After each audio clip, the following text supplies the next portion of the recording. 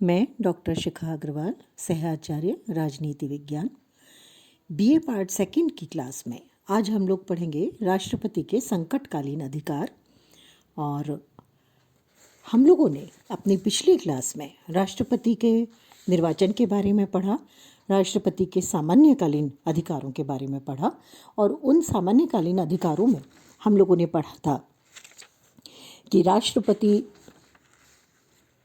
कार्यपालिका और प्रशासनिक शक्तियां रखते हैं, जिसमें महत्वपूर्ण अधिकारियों की नियुक्ति करते हैं और उन्हें हटाने का कार्य भी करते हैं।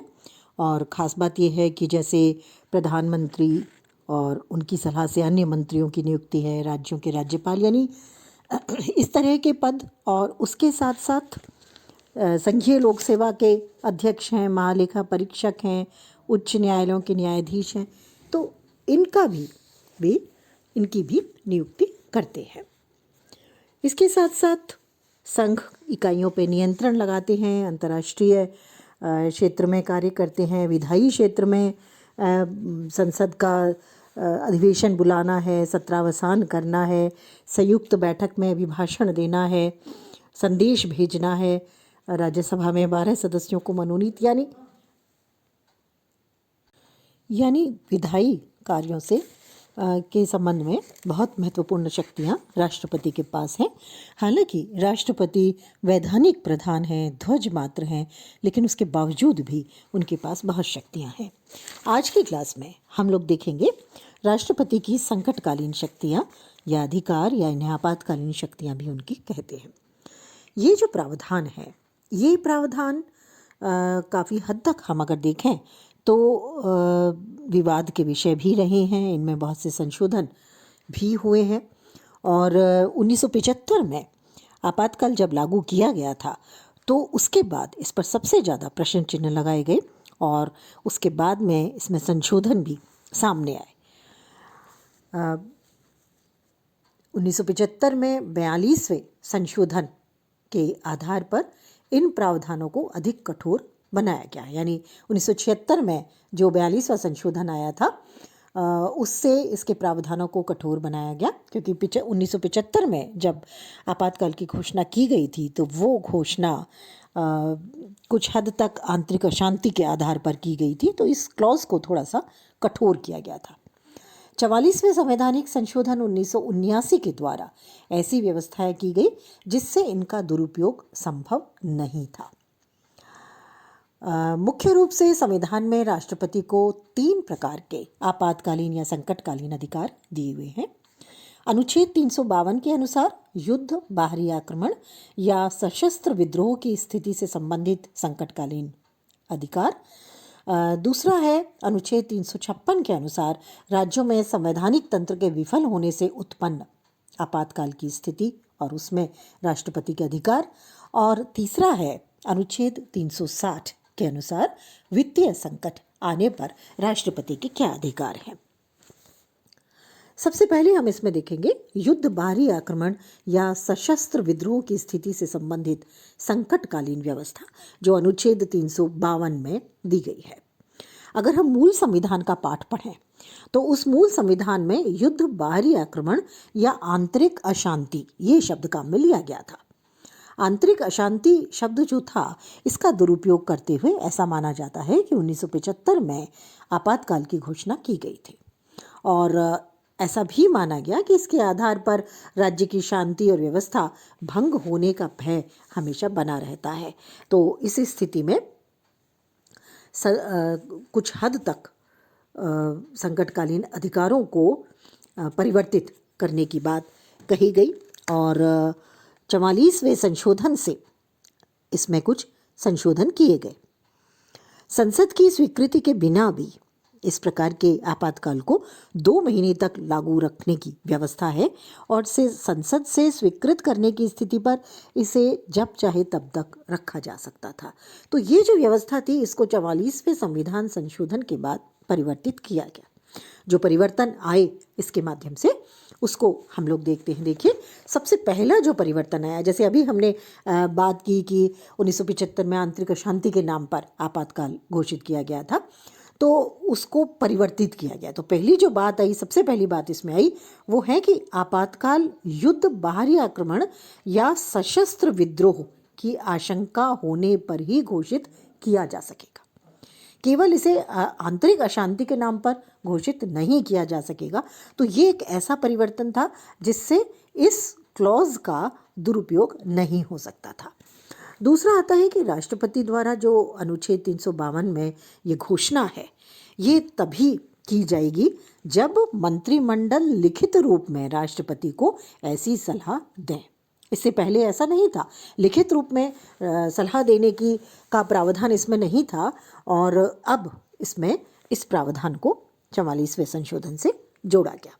ये भी एक ऐसा क्लॉज जोड़ा गया है जो राष्ट्रपति को बाध्य करता है कि वो मंत्रिमंडल से लिखित रूप में सूचना मिलने पर ही ऐसा कर सकता है। तो कठिन है लागू करना इस आधार पर भी। तीसरी जो बात आती है वो है घोषणा के 1 महीने के अंदर संसद के विशेष बहुमत से इसकी स्वीकृति आवश्यक है। अब संसद का विशेष बहुमत क्या है, हम लोग कई बार इसको पढ़ चुके हैं।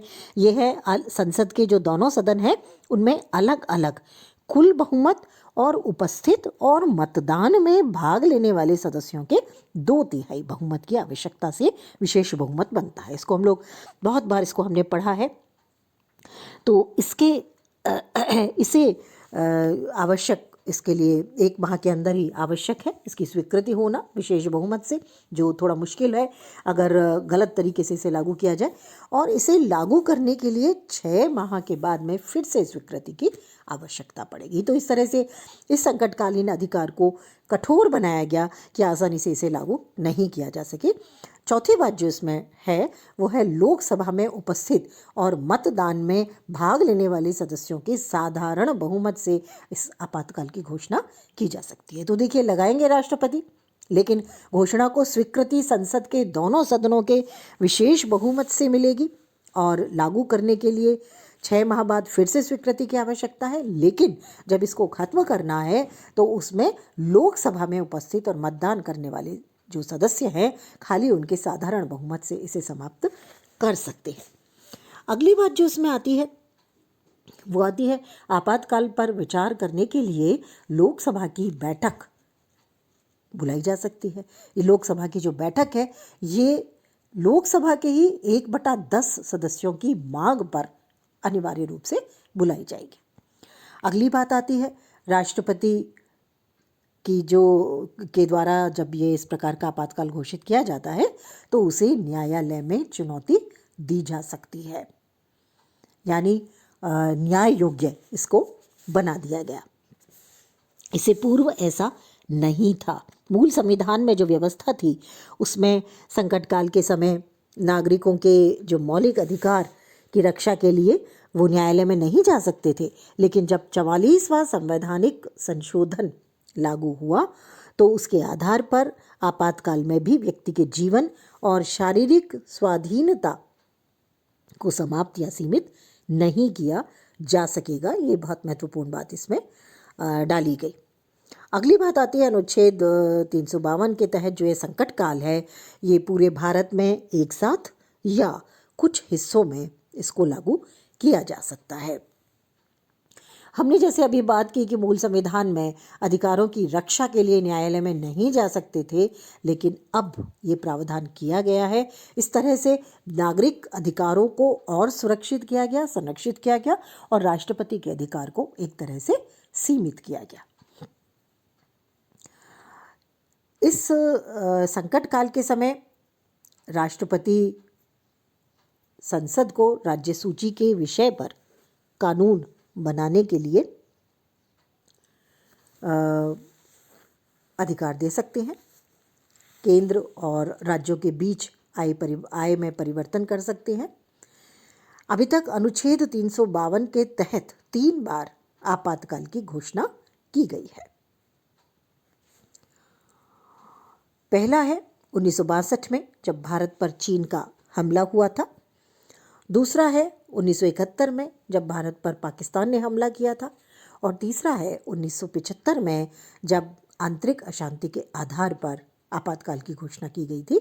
लेकिन वर्तमान में किसी भी प्रकार का आपातकाल घोषित नहीं है। तो ये तो हुआ पहले प्रकार का आपातकाल, जो जिसमें काफ़ी परिवर्तन किया गया 44वें संशोधन से, ताकि बहुत आसानी से इसको लागू ना किया जा सके और व्यक्तियों के मौलिक अधिकारों को संरक्षित किया जा सके। दूसरा आता है अनुच्छेद 356 के अनुसार राज्यों में संवैधानिक शासन की विफलता से उत्पन्न संकटकालीन स्थिति। हमें ये मालूम है, हम पढ़ भी चुके हैं कि भारत संघीय व्यवस्था है। अब क्योंकि भारत संघीय व्यवस्था है, इसलिए केंद्र और राज्य दोनों में शक्तियों का बंटवारा है और दोनों के क्षेत्र भी अलग अलग हैं और शासन व्यवस्थाएं संवैधानिक उपबंधों के आधार पर चलाई जाती है। लेकिन संघीय सरकार का ये दायित्व है कि वो ये देखे कि जो इकाई की सरकारें हैं या राज्य की सरकारें हैं वो संवैधानिक उपबंधों के आधार पर चलाई जा रही है अथवा नहीं। ये बहुत महत्वपूर्ण बात यहाँ आती है और इसीलिए बहुत से विचारक कहते हैं कि भारत में जो इकाइयाँ हैं उनका महत्व कम है, उनके पास शक्तियाँ कम हैं, नगर पालिकाओं जैसी स्थितियाँ हैं। अनुच्छेद 356 के अनुसार राष्ट्रपति स्वयं राज्यपाल के प्रतिवेदन पर या अन्य किसी प्रकार से अगर ये उसको इसके पास सूचना पहुंचती है कि राज्य का शासन संविधान के अनुसार नहीं चलाया जा रहा तो वे संकट काल की घोषणा कर सकते हैं। संसद एक बार प्रस्ताव पास करके राज्य में 6 महीने के लिए आपातकाल की घोषणा कर सकती है, राष्ट्रपति शासन लागू कर सकती है। 44वें संशोधन से इसमें भी प्रावधान को बदला गया। 44वें संवैधानिक संशोधन के पूर्व इस प्रकार का जो आपातकाल था यानी अनुच्छेद 356 के अनुसार जो आपातकाल था उसकी अधिकतम अवधि 3 वर्ष हो सकती थी। लेकिन अब परिवर्तन किया गया और किसी भी राज्य में राष्ट्रपति शासन 1 वर्ष की अवधि या उसके बाद अगर उस राज्य में उसे जारी रखना है तो उस स्थिति में संसद द्वारा प्रस्ताव को पारित किया जा सकेगा, जबकि इस प्रकार का प्रस्ताव पारित किए जाने के समय अनुच्छेद 352 के अंतर्गत संकट काल लागू हो। तो ये चेंज इसमें इस तरह से किया गया। चुनाव आयोग ये प्रमाणित कर दे कि वर्तमान समय में राज्य विशेष में चुनाव करवाना संभव नहीं है। किसी भी परिस्थिति में 3 वर्ष के बाद राष्ट्रपति शासन लागू नहीं रखा जा सकता। ये भी एक बहुत महत्वपूर्ण बात इसमें आती है। अनुच्छेद 356 की घोषणा के क्या प्रभाव है ये हम देखेंगे।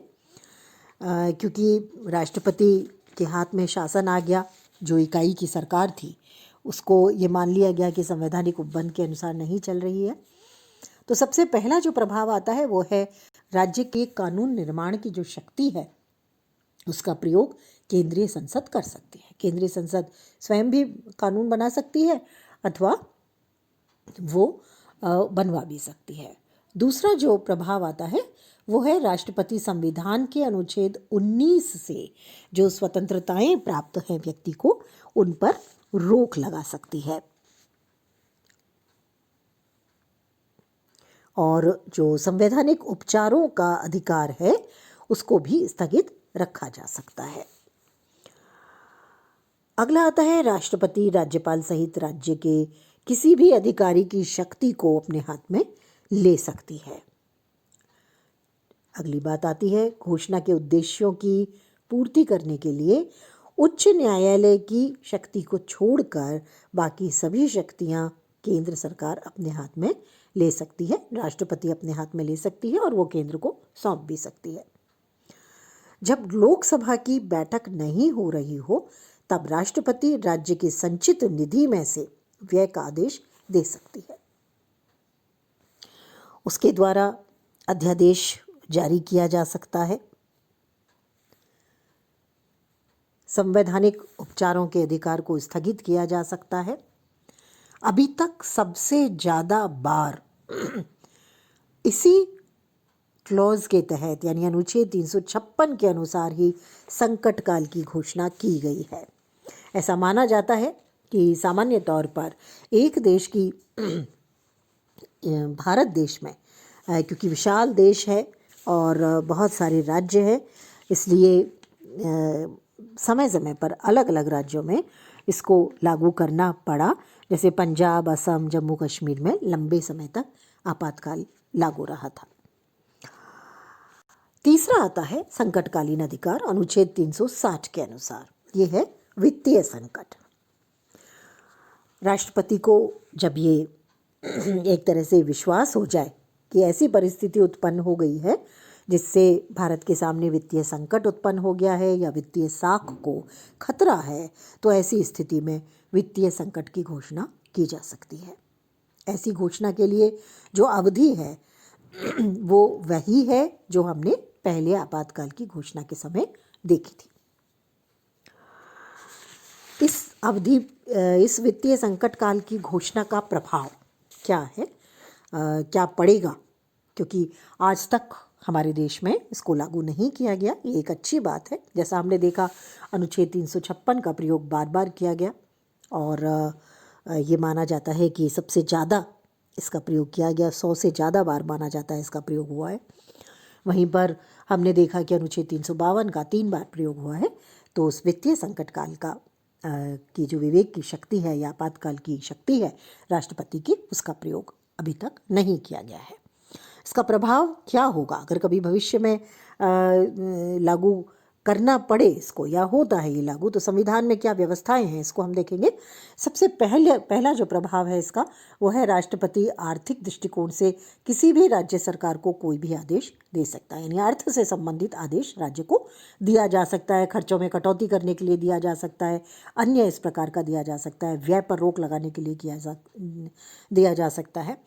दूसरा प्रभाव है संघ और राज्य सरकार के अधिकारियों के साथ साथ, ये एक बहुत महत्वपूर्ण बात है, संघ और राज्य सरकार के अधिकारियों के साथ साथ उच्चतम न्यायालय और उच्च न्यायालय के न्यायाधीशों के वेतन में आवश्यक कटौती की जा सकती है। हमारे संविधान में ये प्रावधान है कि न्यायाधीशों के वेतन में कटौती नहीं की जा सकती, लेकिन अगर देश के सामने वित्तीय संकट है तो वो एकमात्र स्थिति है जिसमें संघ और राज्य सरकार के न्यायिक अधिकारियों के साथ साथ उच्चतम न्यायालय और उच्च न्यायालय के न्यायाधीशों के वेतन को काटा जा सकता है, उन्हें कम दिया जा सकता है। राज्य के जितने भी विधेयक हैं संबंधित राज्य के, जिसमें